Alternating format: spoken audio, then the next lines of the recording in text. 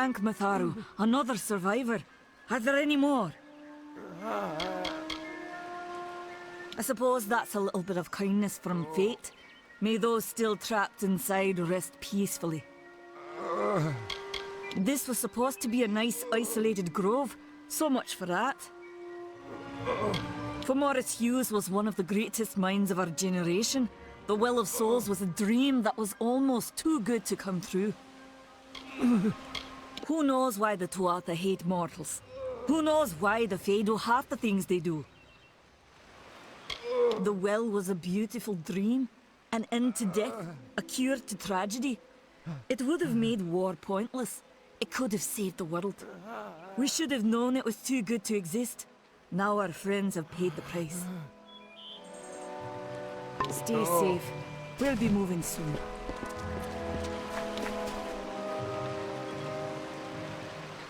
Another survivor? But I've never seen you in the tower. Were you one of the Professor's assistants in the downstairs projects? Did he escape with you? That sounds like him. Professor Hughes was very thoughtful. I mean, he is very thoughtful. I'm sure he found a way to get out. He must have! Oh, you mean Agarth?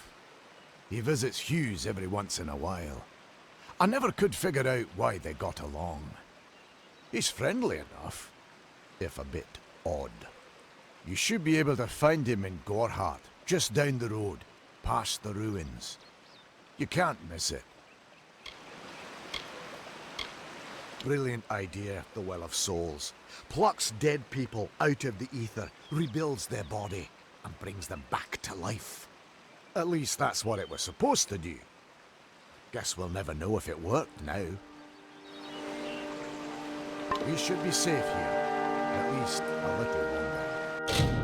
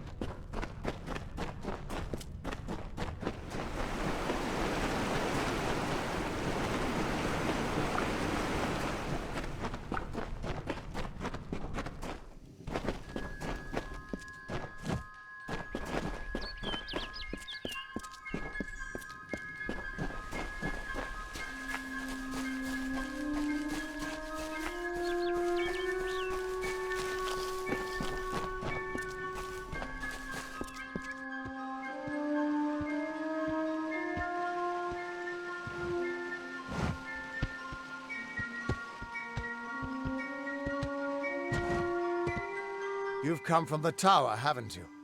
Name's Agarth. Maybe you can help an old Fate Weaver, eh?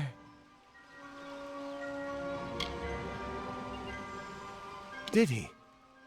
Poor old Fomerus Hughes. He respected the way the world works. What a shame. He's probably dead by now.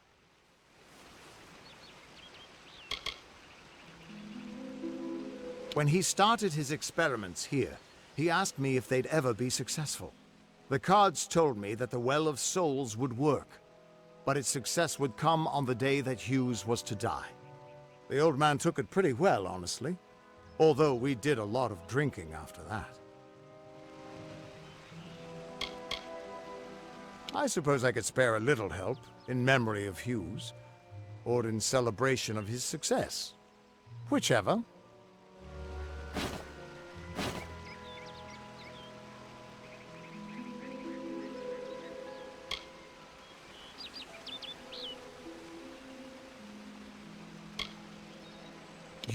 You're the one. Then that means it all makes sense now. The cards this morning. I drew the Gravedigger, the Running Man, and the Beast. Prepare yourself. They're coming.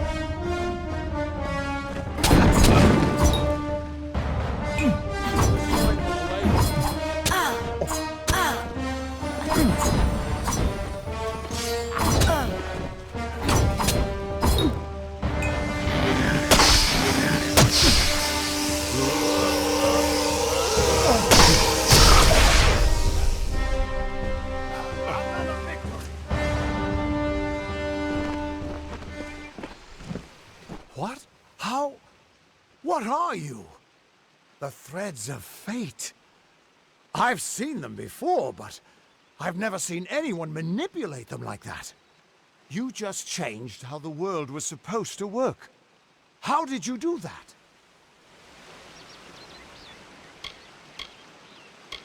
Hughes may have brought you back to life, but that was still part of fate's plan. Nothing short of a god can do what you did. Come here. I'm going to do a reading. You might be able to change the threads, but fate will still have a plan for you. I promise not to tell you if I see your death. It's a gift. Some people paint landscapes, other people write poetry.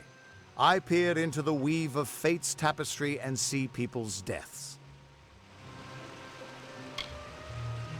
That would be my guess. He was an academic, but he had a proper respect for fate's plan, unlike most gnomes. You're nervous. Relax. This is what Fate Weavers do. I'll be seeing your place in the pattern of destiny. Who you are, what you've done, where your path takes you. Or, at least, I should be. You're real, right? I swear I haven't had that much. Fate's weave is always hard to see. It's in motion, hard to make out, but undeniably there. Yours is just missing. This doesn't make sense. All mortal creatures have a place in the pattern. You should have one too, dead or not. If this is true, and I'm not saying I believe it, then your path is yours to determine.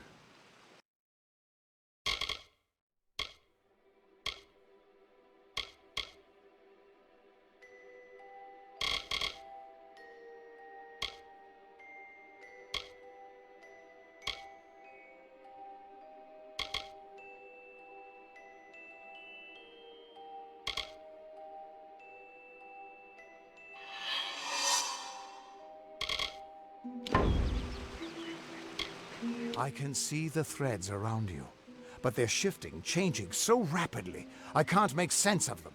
Normally the threads would guide my hand to the cards, and I'd use those cards to see your pattern in the weave. But it just didn't happen. They wouldn't focus.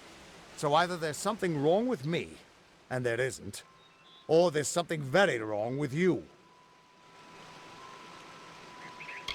It could mean nothing. Or it could mean everything. The world is changing. You might be a sign of that. Or maybe the cause. I've never had a reason to doubt my own readings. But we should consult with Arden. He's not a friend, but he's got a good eye for the tapestry. I'll meet you at his home to the east. I'm going to see if I can be of any help to the wounded at the tower. Once I was Agarth the Unyielding, the Blade of Avgrum. I wrestled the Colossus priestess and declined knighthood by the High King of the Fae. I was a hero of men, but that wasn't enough for me. I joined the Fate Weavers, hoping to find a way to conquer destiny itself. Turns out fate is the one thing I couldn't fight. You can find Arden's little cottage in the middle of Joven. Had to move there when he got run out of town. He's a damned good Fate Weaver. But that doesn't make you very popular.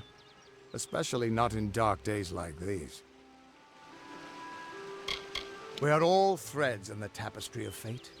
Measured, woven, and cut according to a great plan. Fate Weavers undertake the task of reading those threads.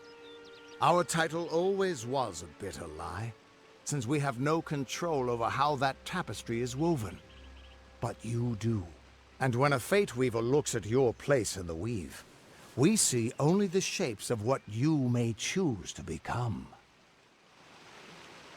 The Fate Weavers were once a great, unified order of sages from all the mortal races. We foretold the destinies of kings and gods. But that power takes a toll. Nobody likes bad news. And all the news in the world is getting worse. The Order splintered long ago. Now the old traditions are all but lost, and all I foretell is the fate of my beer. And I see it being empty soon. That's just it. I don't know if you've got one, but that's why we're going to see Arden. He lives in a little hut to the east in Yulven. I'll meet you there.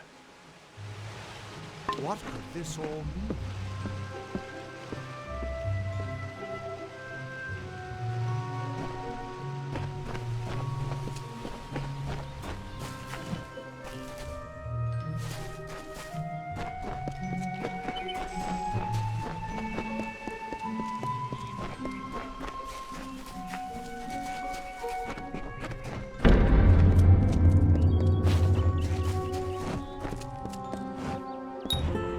Of all the songs in halls of lore, there echoes none more grand than Olain's many feats of might, the pure and lady of the light. She is a knight of golden knot. She is the cure seeker, the conscience of the summer fae. She is the heart of spring, of day.